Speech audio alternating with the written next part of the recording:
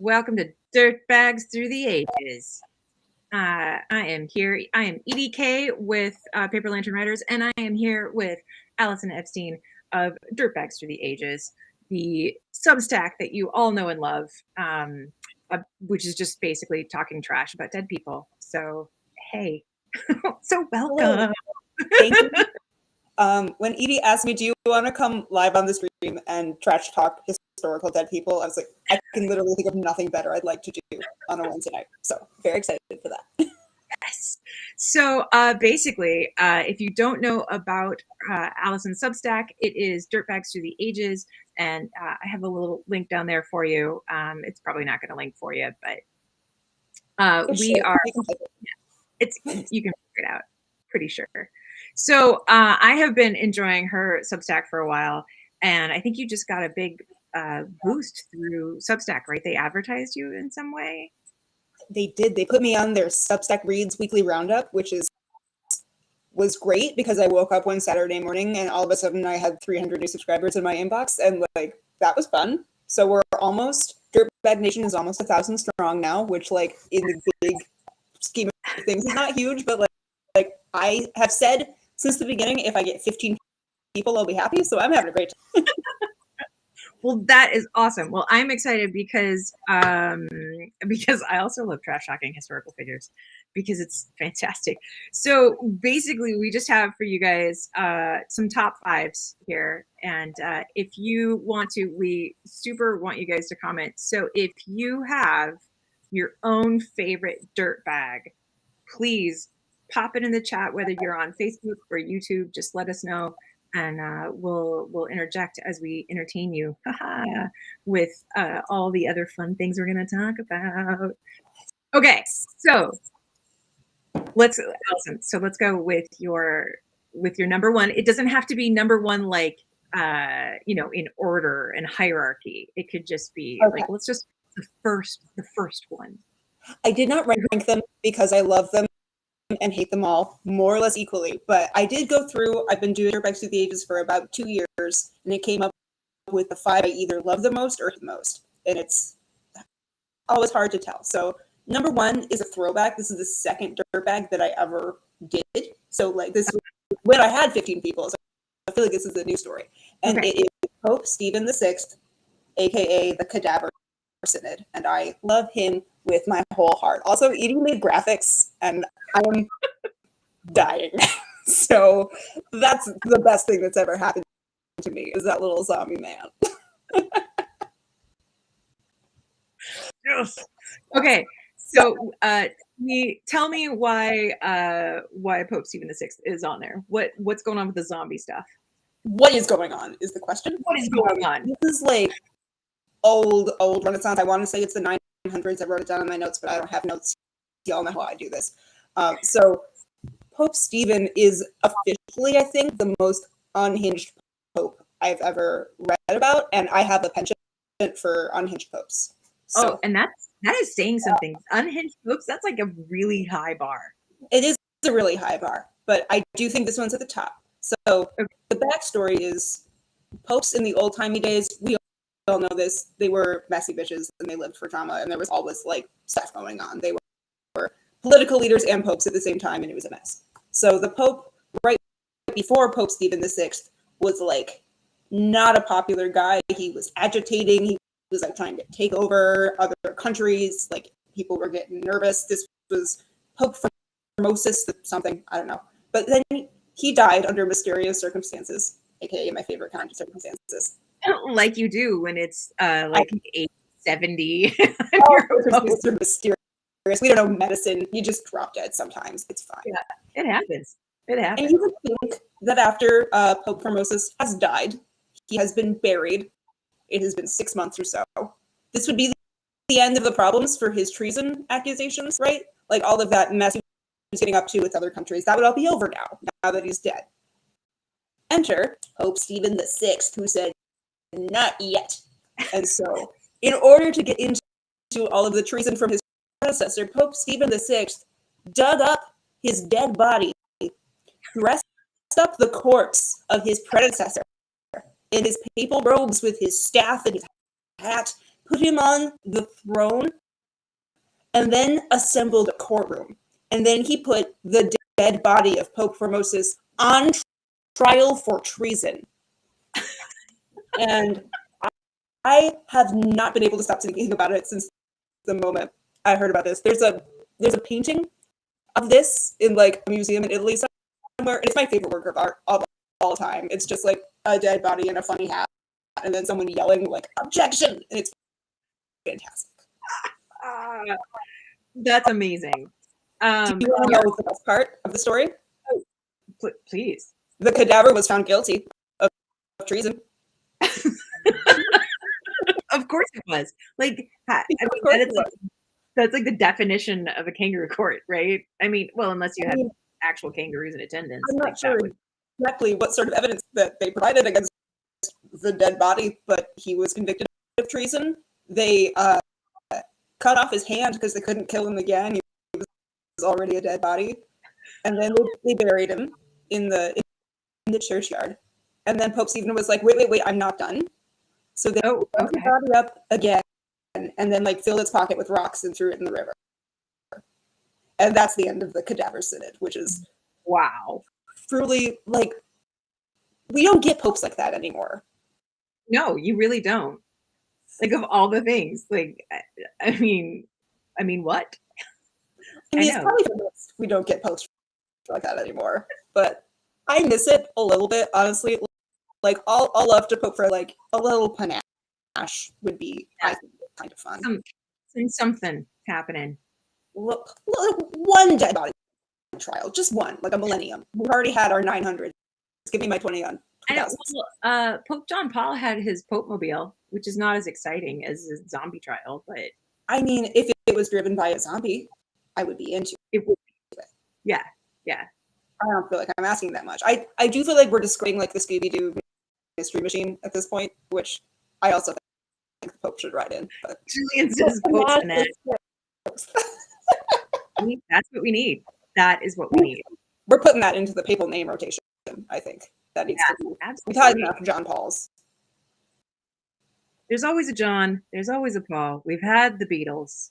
We have had enough cadavers. So yeah. I have asked, in addition to my top 5, for Edie to bring a couple of her own least favorite dirtbags. And so I have. Sort of transition, I would love, Edie, you to share one of the people we chatted about before we started taping that you hate, because we conferred, we shared notes. And Edie's right on all of them. They're all good picks. Okay. Well, and I also want to say we do have, Eva did say that Charles Lindbergh is her. Yeah. Okay. Yeah. I can't even talk about Charles Lindbergh. I will say this before we go on. There's a certain level at which you pass dirtbag and become just like aggressive racist, and that's usually where I cut somebody off the newsletter. I'm like, I don't want to write about this person's anti-Semitism for 500 words. I don't really want to write about this person's racism. Like, you just suck, and you don't suck in an exciting way. So yeah, we'll agree. Charles Lindbergh sucks. Does he suck in a fun way? That I'm not. Yeah. How bad is it, really? Yeah, but and fully correct. And Amy says Edric Strona. I don't know this name. I'm taking notes through this stream for more people that I don't know about, so that's what's on the list. Yeah, Amy, if you have some explanations, I am all about hearing about why this person, because I don't know that name. So tell me. I would like to know. So one of my top dirtbag is just because of my own research. So my top dirtbag is John Broughton, because I research boxing and women's boxing in particular. So John Broughton is roughly the same age as my hero, Elizabeth Wilkinson Stokes, who was a boxer in her boxing era was like 1720s to 1734. And John Broughton was about the same age, came up under the tutelage of James Figg. And then about James Figg and Elizabeth's husband, who's also named James, A lot of Jameses. Because there are 3 names in the 18th century. 3 names. Yes. We're both historical fiction authors, and we're both just like, can you get a different name for anybody that's not James or Thomas? So I feel your pain. Yeah. No, those are the notes I always get back from like my beta readers. They're like, "There's a lot of Johns in here," and I'm like, "Well, like, yeah, there are." Why is everyone's name Elizabeth? I'm like, well, this isn't my fault. I ask myself that every day. Yeah. You said historically accurate, so you're welcome. Yeah, so John Broughton, after James and James die both, oddly, in 1736. 1736. Maybe 1734. I'd have to double check my notes. Then this is not a newsletter community in which one checks one's notes. I give you permission to make up things. Okay. So they die, and James Figg's arena goes to his 3 top pupils, John Broughton being one of them. Mm-hmm. And by 1743, John has opened up his own amphitheater, has beaten his other co-inheritors of the title to a bloody pulp in the ring, and he's kind of basically known as like the best boxer around. So he decides to go on tour around Europe with the guy who will become the next King George. So by then it's King George the Third. Is that right? No, it's the king's youngest son. It was the Duke of Cumberland, the guy who becomes Duke of Cumberland, that guy. The Dukes of Cumberland often decide, I'm going to go on a whirlwind cross-European boxing tour? Because that seems weird. Well, Duke of Cumberland was also the guy who ends up murdering all the Highlanders a couple decades later. Because there could only be, I remember, yeah. Yeah, so, I mean, he's a real peach, just a real peach. So these guys, like, pal around all around Europe and, like, for years, like, literally years, because it is, you know, the 1750s, really. And so they get back to England, and this guy named Jack Slack, like, you can't make that up. I love that. I know, right? Like, you cannot make this up. So Jack Slack decides to challenge John Broughton to a match. And he's like, dude, I get that you have been in Europe, you've been whining and dining, you got a little soft. So I will give you time to train and get back to it. And John Broughton's like, no, I'm the best that ever was. F you. I don't think so. So they go at it, and Broughton's sponsor, the king's youngest son, who becomes Duke of Cumberland, bets all his money on John Broughton. And John Broughton, 14 minutes into the fight, Jack Slack punches John Broughton square in the forehead and causes temporary blindness. Oh my God. Yeah. So he can't see anything. Dude's blind. Yeah. And everybody loses so much money that boxing gets outlawed, basically, in England. Yeah. So he's the man who destroyed boxing because he was a piece of shit. Yes. But this is the thing that kills me. Is that they have the first official rules of boxing attributed to him. Was the first rule, get punched so hard you lose your eyesight? Because if not, that's a bad attribution. Right? Well, and the other thing is that Elizabeth, of course, fought by these same rules, but Broughton gets, so now they're called Broughton's rules. Yeah. Oh. Correct if I'm wrong, but isn't the other guy who has the boxing rules named after him Lord Alfred Douglas's dad? Yes. The Queensberry rules. Why are boxing people so shitty? Well, so I can tell you why that one I can tell you. So at any rate, the kicker of all of this things. So the kicker out of all of this, Broughton's rules, he goes blind. He gets boxing outlawed out of the city of London because the prince is so pissed off about it. He dies at the ripe age of 89 years old as an antiques dealer. Honestly, I understand you hate him, but like respect to that. That's I want to die at 89 as an antiques dealer. That sounds great. Yeah, so there you go. That's John Broughton. I love it. I hate him. I'm never going to do boxing. That's what I learned. There you go. Exchange. Yeah. So there you go. So that's mine anyway. Okay. Should we go to another one of yours? Can we do another one? Yes. My number 2 is going way, way, way back in history to ancient Roman times, and we're going to Empress Livia, the poisoning master of ancient Rome, who I love with my whole heart. She is. Oh my God. Yes. I have not seen these before. These are great. I couldn't help it because if it's the Yzma, then I was just like, oh, then she needs to be. She's got a great hat. This is wonderful. Great. Printing that out in my house.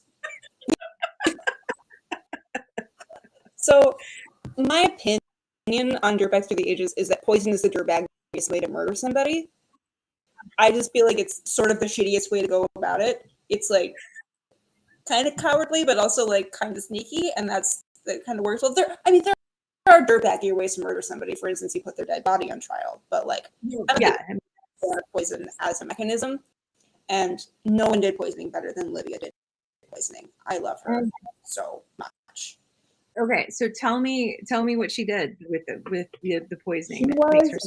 She was the wife of Emperor Augustus, he ruled Rome, I think, like 50 years BCE or something. So we're slightly pre-Christ, not much. And Augustus was like a reasonably good emperor, like as far as Roman emperors go, which like he didn't make also, it. So like the bar's on the ground. But yeah, fine. But Livia was like, no, he's not my level of good at governing things. And so she was one of those empresses who was just like, yeah, honey, you go rule the Roman Empire. Meanwhile, I will be behind the strings, having my own little council, and I will be giving money to this person and doing this. And she was absolutely running the entire thing behind his back. And the reason that we kind of know that is because every single person who was between her favorite son and the throne mysteriously dropped dead of poison over a period of about 6 to 8 years. And that list was not a short list, by the way. That was at least 7 people who were all mysteriously dropped dead of unknown causes. Most of them were like under the age of in perfect health, no particular disease. They're all just like, nope. Another mysterious illness to a person in line to the throne. I wonder what that could be. Shocking. So shocking. And I'm sure I just imagine Livia standing off to the side being like, oh no, another unfortunate death. And then she like puts on her fur coat and goes into the library, and like that's how it's all unfolding. Who doesn't know, Yzma is from The Emperor's New Groove. So if you have not seen that Disney movie that came out, so that is who we are talking about in terms of the reference. That's the reference. If you have not seen The Emperor's New Groove, Yzma's entire plan is to poison the emperor so that she can become the empress, and she has a secret lab full of poisons, and that is exactly what I imagine Livia being. She has a secret lab underneath the Colosseum, and she's like, here's where all of my poisons are. So love it for her. And a himbo henchman, which is always necessary. I don't know if she had a himbo henchman. She did have a son who was dumb as a bag of rocks. So we can call it Tiberius Kronk if we want, for the sake of the metaphor. I think that probably works. Okay. So a lot of Livia's poisoning deaths are just like, your standard issue, thing in the wine, thing in the food, thing in the mushrooms, whatever. But my favorite one is when they think she poisoned her husband, Emperor Augustus, so that her son Tiberius could finally be the emperor. They think that she went out into the garden in Rome with like a little bottle of poison and a paintbrush, and she painted all of the figs in the garden with poison, so that when Augustus, who liked to pick his own figs, went out and touched one, then he would die and no one could trace it to her because they were his own private fig trees. And I love a fig-based shenanigan. So I'm just like, it's resourceful, it's creative, it's eco-friendly. Love that for her. Yeah. Wow, but that does seem really, really freaking tedious. Like, It does. right? Besides, you probably got to make your own paintbrush at that point. You're like plucking hairs out of a horse. I mean, Like, oh my. she had slaves on slaves on slaves. She was not making her own paint. Okay, all right. Probably got someone to paint the figs, Do but you like think that you I'm have giving her brush? directorial credit. You have a like specific paintbrush slave for that? I don't know. Like, I mean, you wouldn't want to get them confused with your other paintbrushes, so I'm hoping they like split the streams a little bit, but who's to say? who's to say? Who's to Anyway, say? all of this to say that all of her poisoning plans, big success. Tiberius became emperor. She was stoked. Problem with that plan, Tiberius was a piece of shit who was dumb as a bag of rocks I alluded to earlier. Well, Which, like, I mean, trust your son to do things. If you're the poisoning master of Rome, you have to do your own business. yeah. Well, I mean, is that why she wanted him on the throne? Is because he was dumb as a bag of rocks? Like, She thought he was great. She thought he was like, I almost said best thing since sliced bread, but we are several millennia before sliced bread. way before sliced bread, yeah. Before painted figs, probably. Okay. Like, well, I mean, I was thinking also going to use the metaphor of dumb as a box of hammers, but also not really sure how hammers fell. I mean, mallets, yes. Hammers, I don't know yet. uncertain. Uncertain. But Tiberius spent a lot of his time being extremely sad and hanging out on the island of Capri, being sad over there, which, like, relatable. I get it. So Olivia was like, fine, I'll put on my big boots and run the entire Roman Empire my damn self, which is what she did until she died at the age of, like, I think she lived to be like 70 or 80, which, like, for 50 CE, 50 BC, yeah, pretty good. And after she died, her nephew made her a goddess in the Roman pantheon. And fuck yeah for her. Oh my God. Okay. Well, I mean, as insulting as I think the phrase girl boss is, like, Gaslit and kept her way to the top. And I love her. yeah, no, that is good. That is really good. How come that wasn't on like the season 1 of Rome? Like, how come that was not what we had? Like, that feels like it should have been like, you know, that show that came. I didn't watch it. I did deep in my quarantine pandemic times. Watched all of the 1970 something BBC miniseries iPlace, which was like a time, but the Livia in that is outstanding. So if anyone wants some really good, really dated Livia content, I recommend that. Okay, well, that's good. That's good. We don't have anybody else chiming in here on any of their favorites. So if you guys have one, just a reminder, please. They're always accepting new submissions. Okay. Well, should we keep going with some more? Do you want to hear possibly? I'm saving 2 at the end that people may have heard of before. I'm going through my 3 obscure ones in the beginning. And do you want to hear them possibly the most unhinged dirtbag? I think she might be my dirtbaggiest dirtbag of all time. Just my sheer vibes. And this is Catalina de Arauso, the stabby llama nun. Ooh, yeah. Honestly, all I could think of was Jim from Our Flag Means Death. Yes, except I love Jim. Jim is a perfect person, and Catalina is a dickhead. Very similar, I will give you that. Okay. But I mean, with the knives, that's all I could think of was yes, Jim. The knives and the random nunnery that appears from time to time. Yeah. Like, yes, we are certainly talking the same language here. Okay. So, which, by the way, anybody who hasn't seen Our Flag Means Death, it is thoroughly enjoyable. It thoroughly enjoyable. My favorite show of the year. If you, it's episodes that are half an hour each. You'll be done in the afternoon, and then you can talk to me because my entire life is just our flag means death reference at this stage. And it is not meant to be historically accurate. So if you go in and you get mad about it, Yeah, the pirate wearing Crocs. yeah, exactly. Like it's not meant. I mean, just take it with a grain of salt. It's lovely, but yeah, don't come at them with that's not what they would wear. Yeah, they know. Back right into that. Yeah. Okay, so tell me about this stabby llama herder. I need to know more. So, we are in 1600s Basque country. Uh-huh. Hi, Colby. Happy birthday. Happy birthday. So, Basque is like an autonomous region, so like north of, I believe, north of Spain, and that's where Catalina grew up. And her family, when she was very little, sent her to a nunnery to be a nun. I think she was 6 years old when they sent her to be a nun. Cannot emphasize enough how bad of a call this was. And as you'll see, the more we talk, I have never met a less nun-like person than Catalina de Arauzo. She is, oh, what a piece of shit. So maybe that was why they sent her, because they were like, oh, dang, she's 6 and we can't handle her. Like, oh, babe, it did not work. She was 15.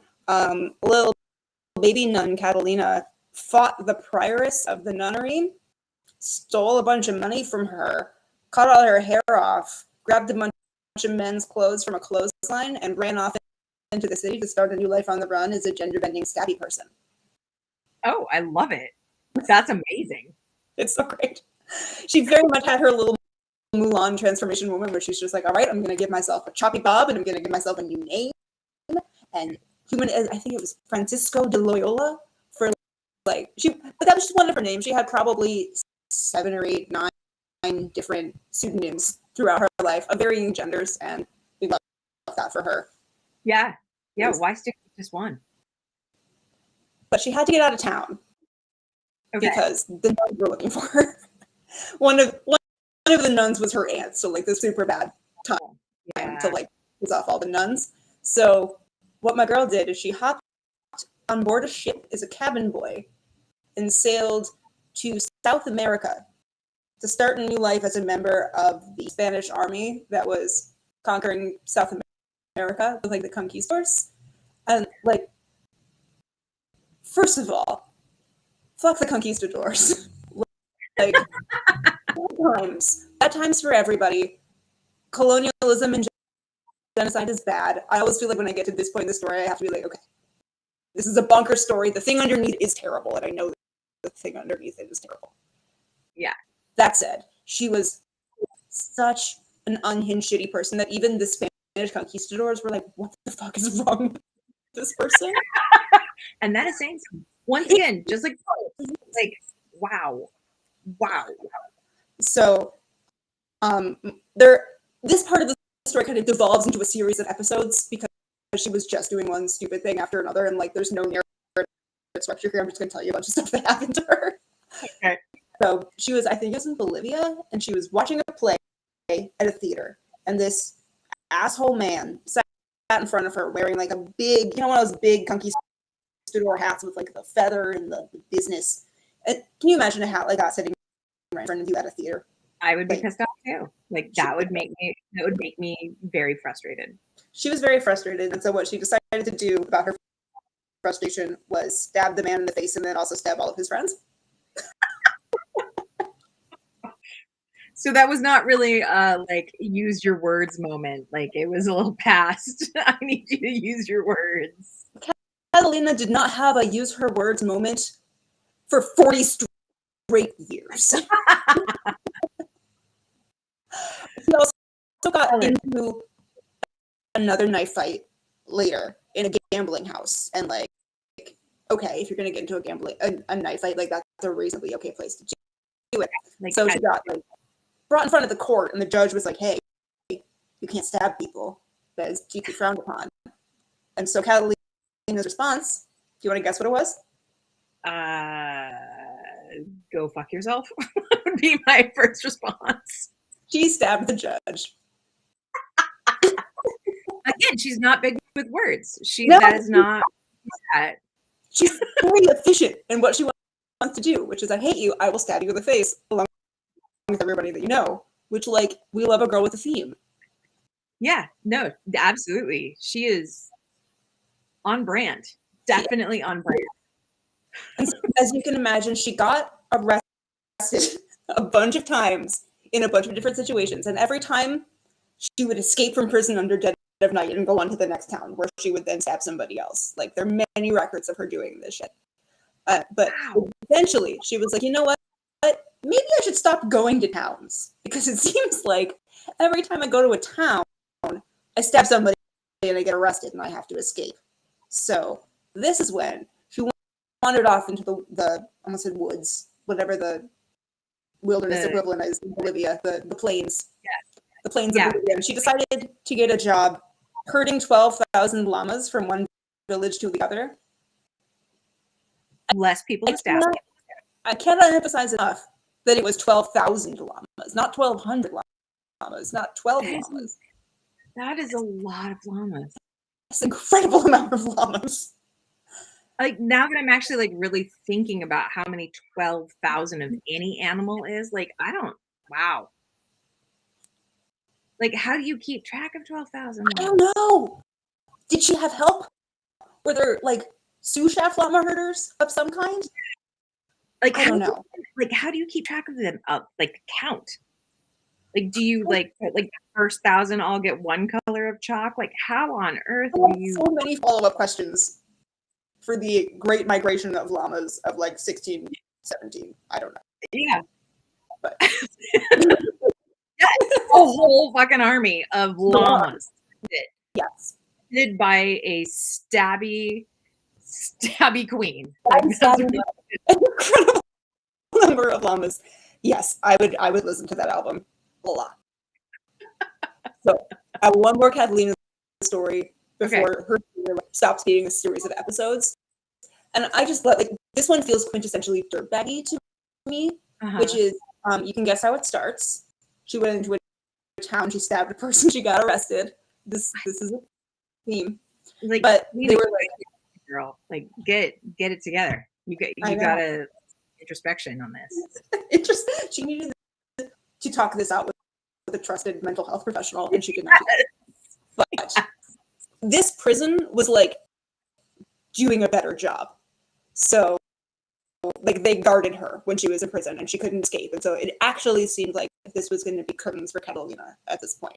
Okay. Because they were like, we got you. You're going to be hanged in the morning for repeated serial murder stabbing. Yeah. So take all the pointy things. Just stop. Just please stop. So the priest comes to give her Catholic last rites, right? And they give her the Eucharist wafer, which to Catholic in the 1600s, super, super big deal that this is literally the body of Christ, right? Like, lots of wars were fought about that. Yeah. So what my dirtbag girl does, she looks at that and she thinks, I have an idea. And so she eats the Eucharist, but what she does is she chews it up and then she spits it out into her hand. And then she's like, look, I am holding the defiled body of our Lord and Savior, Jesus Christ. You have to take me to a church to re-sanctify the Eucharist. Otherwise, it's blasphemy. And the priest is like, oh shit, she's right. We do have to do something with this wadded up Eucharist.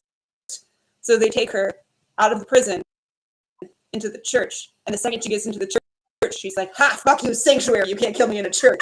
And then she escapes under dead of night from the church and she goes free. So she got him on a technicality, is really what she did. She read the rules. She read the terms and conditions of Catholicism. Yeah. Well, I mean, because when you take the Eucharist as a Catholic, you're supposed to let it dissolve. You're not supposed to use your teeth. Like, that's not how it goes. You're supposed to let it dissolve. So chewing it up. And spitting it out. A lot of things that Catholics generally are not supposed to do. I'm just like picturing her sitting in like a little stone block cell, just like dead eye with that priest being like, oh. Like, if you look up pictures of what this woman's face looked like, that death stare would be terrifying. Like, she's not fucking around. It's great. That's amazing. That's awesome. So eventually, she like gets injured. I think it's in probably you can imagine another stabbing incident of some kind, and like she needs medical attention. And like we've all seen Mulan. We know what happens when like a woman who is pretending man and gets injured and has to go to see a medical professional, and they're like, "Oh shit, you were assigned female at birth. Something here is wrong." So they bring in the bishop of this town, and the bishop's like, "What the fuck is any of this?" And Catalina says, "Hey, by the way, I'm a nun who's on the run, who's been stabbing people and doing crazy shit for like 15 years. I'm still a virgin though, don't worry, so I can still be a nun. Totally fine." Because that is the limiting factor. That's the part we were all worried about. Yeah. Because Yeah. we were So super the bishop worried is like, about leaping people after you've murdered many. Priorities were questionable. But the bishop was like, "Yeah, dope. You're still a virgin. Great. You can be a nun again. Let's go to Rome so you can tell the Pope about all the cool shit you did." Right. And she does. All I can think of right now, oh my God. All I can think of right now is Paul McCartney singing "None on the Run" to Band on the Run. Like, that's all I'm hearing right now. That's her theme song. It's played on 16th century instruments. Yes.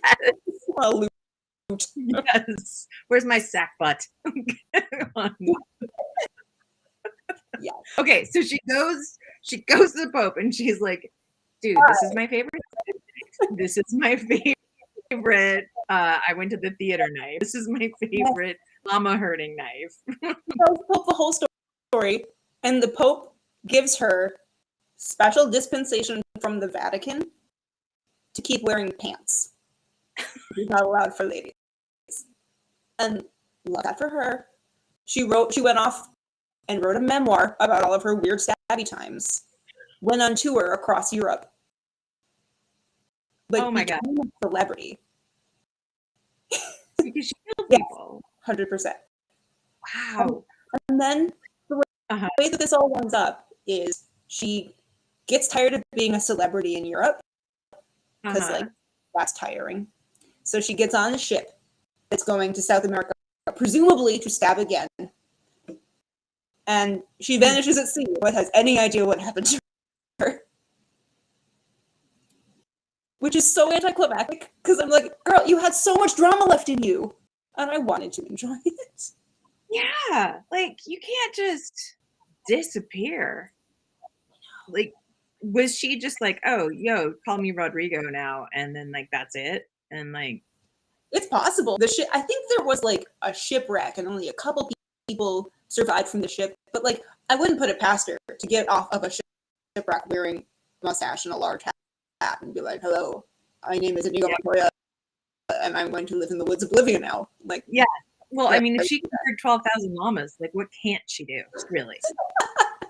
You herded 12,000 llamas. You met the Pope. You stabbed like 25 people in the face, and the Pope was like, "We're good. You're good." Wow. Yeah, she's a story. Yeah. She, like I said, she wrote her own memoirs. So I'm not gonna write her book because she already did it, and she's so fucking extra that like I can't top what she already did. I'm just gonna let her have the last word and tell her story. I will be her stabby evangelist across the world. There you go. You need a hype man for this. Yeah. Exactly. Wow. I do have a dirtbag that I feel like is not really on par with Catalina, but also could be. Who could be? And it is Alexander Dumas' great grandfather. This dude, he's a Marquis of France. Okay. Dude gets into so much debt. And it's what is it? It's like 1700, right? So colonialization, slavery, yes, all of these things are happening. He's in France. He's a white Frenchman. He's a marquis, so really high up in the aristocracy. He gets into so much debt that the family holdings are basically in leverage, right? Like he can't live there anymore because the bank needs to take it. His creditors need to take it. So he goes to the Dominican Republic, where his younger brother has a plantation. So obviously, already terrible, terrible people. And he goes to the plantation that his brother is successfully running. Like, but also in that time, how could you not have a successful sugarcane plantation? Like, how can you not do well at this? Because you've stacked the world has stacked the deck so you will do well. So he shows up there and is like, "Hey, yo, I'm the older brother, so this is all mine now."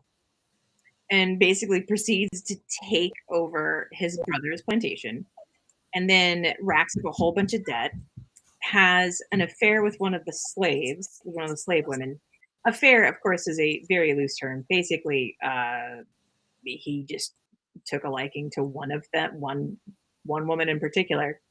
And then when he racked up enough debt that the creditors were getting mad at him, he fakes his own death, takes the slave woman that he has been assaulting, and runs into the back hill jungles of the Dominican Republic.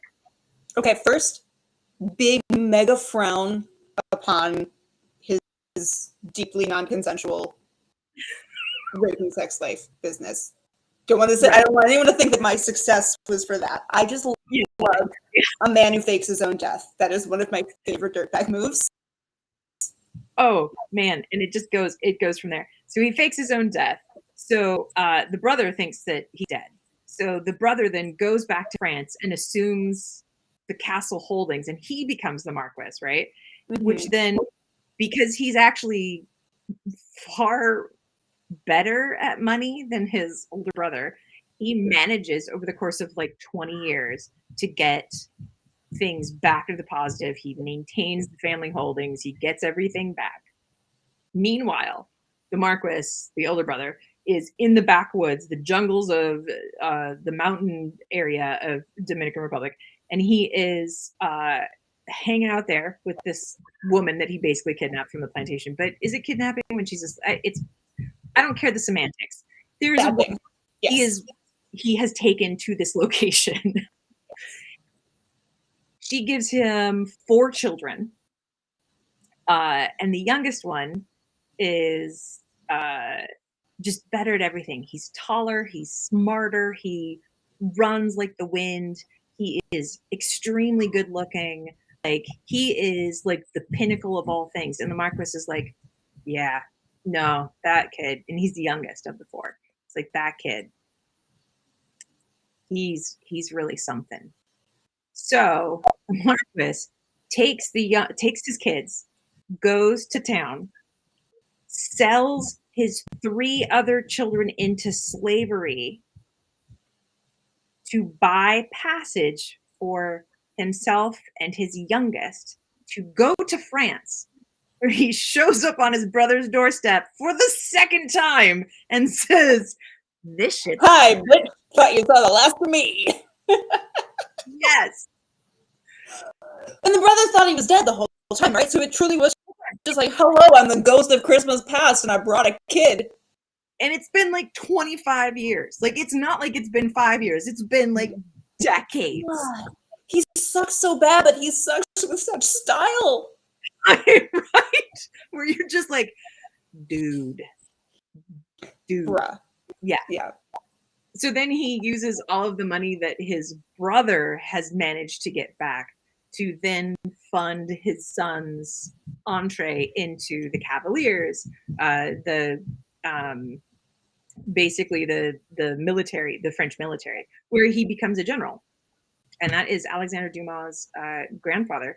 And by all reports was an incredibly moral, upstanding, good-hearted, amazing, the kid. Yeah. Okay. The kid who did not take after his father is what you're telling me. Somehow, like, he looked at that and was like, oh hell no. I don't even know how. And this actually segues into one of your dirtbags, because he was a general when a certain Monsieur Bonaparte joined the military, and they got into fights because he was like, "Yo, this Bonaparte dude is a piece of garbage, just a piece of garbage." Okay, we're on the same page. Me and Dumas, Yeah, son, grandfather. The twin Dumas.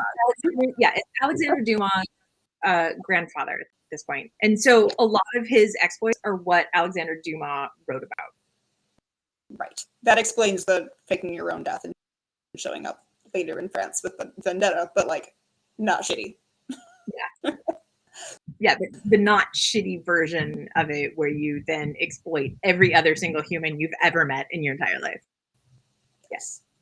Well, you have previewed my next dirtbag, who is arguably most hated historical figure ever, and there's no mystery. Napoleon Bonaparte, Allison's least favorite man. I hate him so much. It's not because he's the worst person ever to exist in history. I mean, is he on the short list? Sure. Like, he's on the short list. But like there are worse people who have existed in history. Yeah. But I would argue there are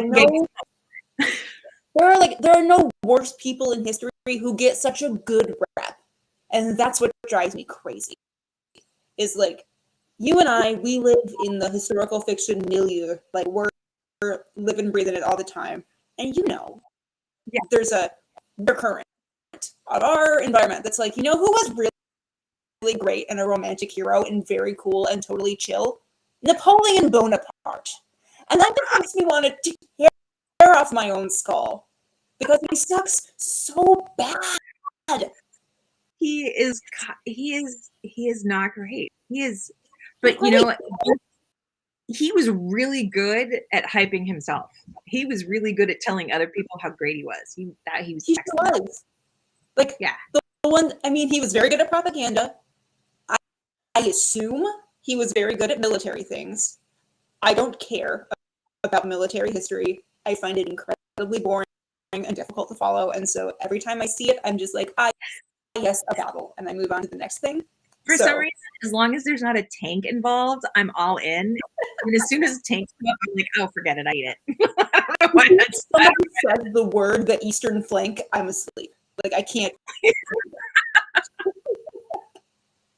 So, like, that colors my enjoyment of the Napoleon story. Is like, I'm bored. And what you're telling me is that he killed a lot of people very efficiently. Which, like, whatever. But what gets me is that, like, I'm not going to tell the story of Napoleon.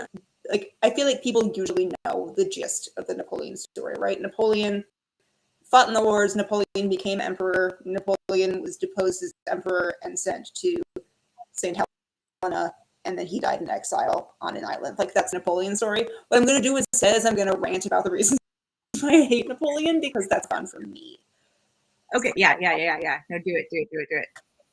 The number one reason why Napoleon is not a hero and is not a historical figure to emulate is the fucking fact that he was an emperor in the first place. And people like to argue, oh, Napoleon did so much for arts and culture. Napoleon spread the Napoleonic Code, which like spread education across Europe, blah, blah, blah, whatever. Okay, do you know how he did that though? And it was by militarily taking over every single country in Europe, like after staging an armed coup to overthrow the government right after the French Revolution, like 15 years after they had just guillotined the king because they didn't want a supreme leader anymore. And Napoleon showed up and was like, bitch, no, I know better than all of you. I am the one with the answers. Let me show up and be emperor and take over all of Europe. I feel like if you get a good education system out of that, it's still bad news. Just my opinion. Yeah. No, I'm with you. And I feel like you could even call all of France from like 1775 to like 1806 just like the messiest, drama-filled bullshit that there ever, like, yeah, it's just so much. Like even just the amount that people would turn on each other. Like, yeah, it was a lot. Napoleon was fighting like alongside Robespierre for like years. He was like down with the kings. But why I wanted democratically elected France, and then he was just like, psych. Yeah, and then he was like, but me. But what if it's me though? If it's me, it's different. Yeah. Bruh. Yeah. For some reason, I hate Napoleon. And this kind of also segues right back to your Alexandre Dumas story, is Napoleon's fucking policy on slavery. Like, oh my God. Slavery was illegal in French colonies as of, I don't know the exact year, but something like mid 1700s. Napoleon comes to power in the early 1800s, looks around and says, you know what these French colonies need? Slavery. And so he brings slavery back. Who does that? Who is like, this is what I miss about the good old days, is the literal slavery. So there is a thought that he did that because Alexander Dumas' grandpa is like half black, right? Yeah. And they had been fighting since Napoleon was a lieutenant and dude was a general. And there is a whole thing where he was going to not allow black men to be part of the like upper tier of the military. And so there is a speculation that Napoleon did that as a fuck you to this guy, because this guy had been basically saying Napoleon Bonaparte's a piece of shit for so long that like, yeah. Honestly, stated policy up through the ages is believe the most scandalous thing anyone tells you as if it is gospel fact. And so I knew that. Okay. That fully tracks with what I understand of Napoleon as that little piece of shit. So yeah, I believe it. I believe he would. I absolutely believe he would. Fortunately, the Haitian Revolution happens, and Napoleon and his army gets their ass kicked. Yeah. He gets his ass kicked in Haiti so badly that he leaves the entire like Western Hemisphere. That's where America got the Louisiana Purchase. Yeah. Is after Napoleon got his ass kicked in Haiti so bad, he's like, you know what? No, anyone want anything in America? I'm going home. And like, what a fucking piece of shit. Yeah. No. Yes. Well, and it is interesting that like in America, we also frame the Louisiana Purchase as like this brilliant political maneuver when really it was France being like, I'm out. Psych. Yeah. And Thomas Jefferson's like, I guess. Yeah, he's like, yoink. I'll take that. All right. Yeah. And then like third reason, and I could go on for all day, but this will be the last thing I'll say about Napoleon, is that his exile is so fucking undignified that like I can't even take him seriously as a leader, because he's exiled twice, and I feel like that doesn't always get like into the legend of how cool Napoleon is. But like he was exiled the first time after like his famous defeat in Russia, because of like he got run all the way back to Paris, and then everyone in Europe was like, no, fuck this guy. And so then he was exiled to the island of Elba, which is 9 miles from Europe. Like you could see Europe from your house, so like that's a really shitty place to exile a person. Yeah. And so he stayed there for like a couple months and was like, you know what, I could probably swim back to Europe. So he got his own little ship, came back, and was like, hey, would anybody mind if I was emperor again? And like the army was like, nah, that's fine, sure. Yeah, it's for 100 days. And then Europe was like, you did not hear me when I said, fuck this man. And then they sent him to St. Helena, which is like off the coast of southwestern Africa. So they were like, we're not fucking around this. Let's get rid of this man. And then he just like lingered on St. Helena for like a couple of years, being sad, writing poetry, working on this little sad autobiographical novel. And like maybe the wallpaper was poisoned and that killed him. Like it actually could be. Yeah. Could be. But like if you're the most powerful, most brilliant military general in the whole world and you get killed by wallpaper, you just suck. Yeah. Okay. When the wallpaper hit too. Like, Yeah. So, yeah. all I have to say, fuck Napoleon. Yeah. Yeah. Hard no thanks. Why was he on Bill and Ted's? I mean, Bill and Ted's he shows make him very stupid, which I enjoyed. Yeah, that's true. And I did like the Ziggy Pig. I did enjoy the Ziggy Pig portion of that. So there is that. Yes. Okay, so we are running out of time. So let's hit your last one because we're coming up on an hour already. So Oh my goodness. your very last one here. Yes. Henry Stewart. Lord darn noted ass habit nobody liked. Nobody likes. I just put a hat on there because I was like, he'd wear that hat though. That's absolutely his vibe, that hat. Yeah. Earlier this year, I asked for I asked my Twitter following hey, if I hit a certain subscriber milestone on Dirtbags to the Ages, what should I do? And I ran a poll, and by a landslide, winner of that poll was dunk on Darnley. He sucks so bad. So what I love about it is that everybody hates him. There's not a single person in the world who's like, oh, Darnley, love that guy. So cool, so nice, so smart, so useful. So we're all in agreement. We can all dunk in peace on this shitty little 16th century man. Okay. So tell me everything. Yes. So the reason we know and care who Darnley is that he was the second husband of Mary, Queen of Scots, who was the big schemy player in the whole Elizabeth I Tudor area. She has a large part in my book, Shameless Plug. Darnley does not, because fuck him. So Darnley's from a very powerful British family, and his family was super jockeying for position and trying to get him in line for the throne because everybody and their mother wanted to be on the throne. In this time, the post Henry VIII times, it was a goddamn mess.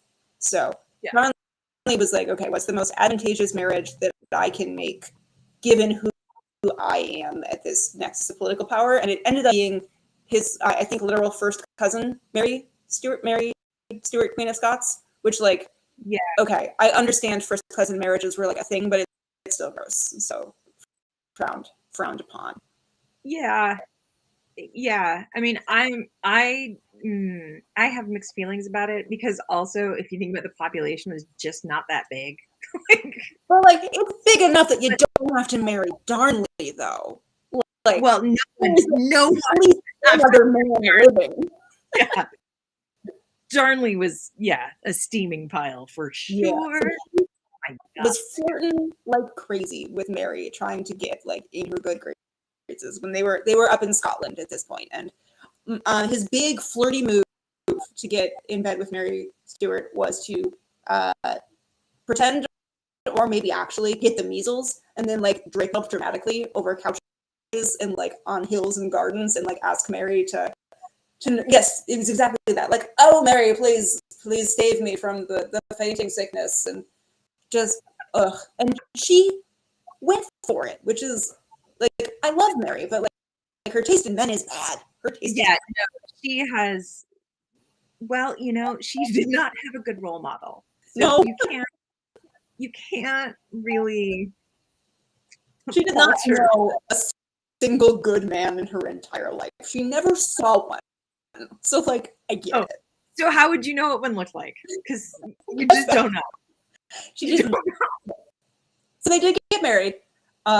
Elizabeth I was pissed because this was a big political shady marriage. But what I love about it is real soon after, Mary was also pissed. She's fuck. Yeah. I marrying this man because he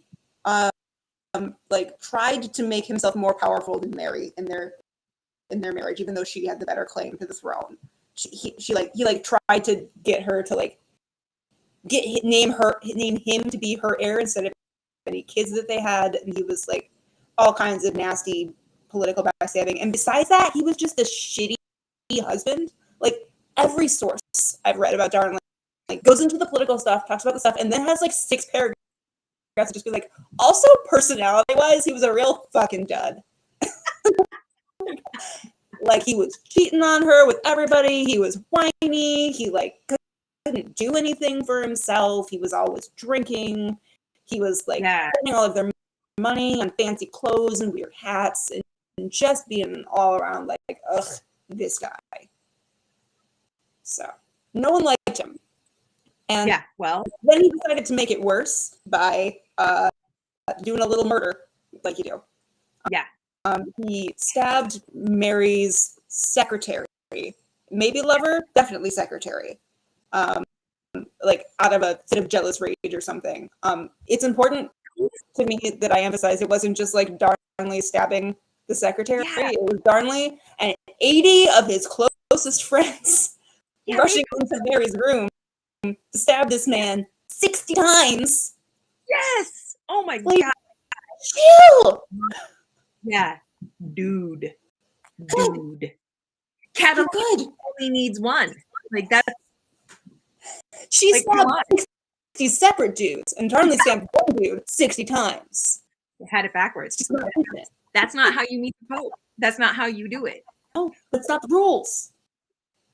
So Mary at this point was like, man, fuck this. They'd been married for like a year or two. They had a son. Their son was King James to the King James Bible, whatever. But Mary was like flamboyantly. We're no good men in this family tree, but that's a second story. Well, and James was also, he was also. James is a time. We do not have time with the time that James was. So Mary's like, no, I can't be married to this man anymore. So she and Darnley go to a wedding in Scotland. Mary goes out with her new friend, Bothwell, another man who sucks.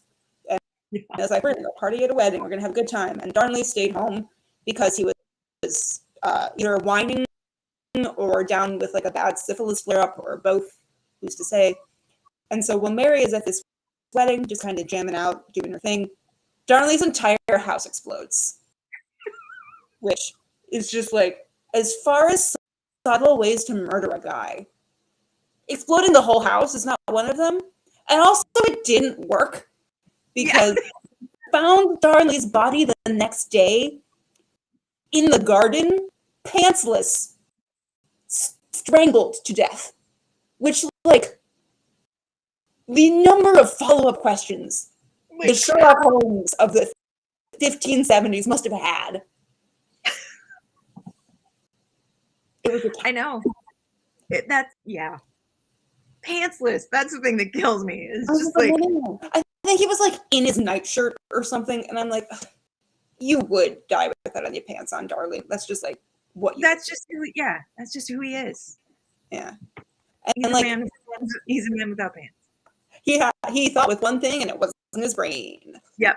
Have to keep the air flowing there. Just reminds you suffocated. Yeah. So the sources are all like, we don't know what happened. We don't know who the murderer was. We do know who the murderer was. The murderer was Mary and her new husband. They absolutely murdered him. Anyone who's trying to say otherwise is like trying way too hard not to look at the extremely obvious facts. But, well, although it does sound like really everybody was like, hey. I mean, you're right in that anybody would have been happy about it. So like motive was no object here. Yeah. So that's right. Darnley, a man who was famous because he sucked so bad and nothing else.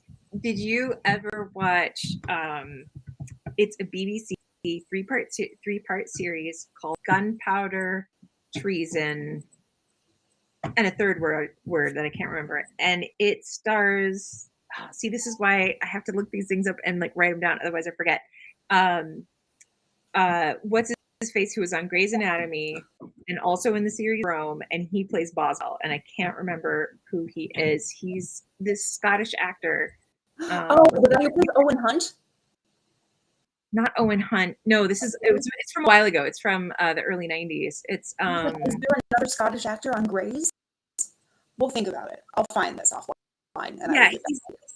He's the blonde dude that is always, he's got this massively square head, and he's a grumpy guy. He's always like serious, and he's like typecast as a serious grumpy guy. But yeah, he plays Boswell, and they portray Darnley as human trash, and they portray the secretary as a gay best friend, and that they're having dinner, and it's like this beautiful, like they just have it, he's like, the secretary is like the only person that Mary is like connecting to and vibing with, and like him running in and stabbing him, she's like, what right in front of my croissant. What are you doing, my man? Like, yeah. And she was, so that, I mean, in the show they like portray it as like that was her inciting incident where she's like, oh, you're gonna die now. So I feel like it's a less inciting incident than it was the last fucking straw. Yeah. Where it's like, okay, I see. Now it's go time. Yeah. Well, awesome. This has been wonderful, you guys. We had 2 people tell us their favorite dirtbags, but if you have more, I think we should do this again at some point. And if you haven't, you should subscribe to Dirtbags for the Ages. It's down there. You can grab that. And if you are not so sure about a full Substack newsletter, because yes, I know they're very intimidating, you can also follow her on Twitter, and you're the same on Instagram, I think, right? Too. Right? I am. It's the same handle on Instagram, Twitter, and Substack. Just Rapscallison. It's Rapscallion with an S. It's my favorite pun. Perfect. And if you guys don't know about us, Paper Lantern Writers, we are a historical author collective, and you can find us paperlanternwriters.com. You can also follow us on Instagram. Basically, just go into somewhere and search Paper Lantern Writers, and you will come up. And of course, you can always join our Facebook group, Shine with Paper Lantern Writers. And next up, also, I'm going to tell you about what is coming up. In January, we are going to have a live chat with Sherry Thomas, but we'll be talking about her and not about any historical dirtbags. We'll be a little more focused in January. But yes, this has been lovely, and I hope you guys have a lovely night. Allison, thank you so much for coming and sharing all of your amazing knowledge. Thank you for having me. Thank you to everybody who has joined us on this lovely December evening. This has been so much fun. All right, you guys, we will see you next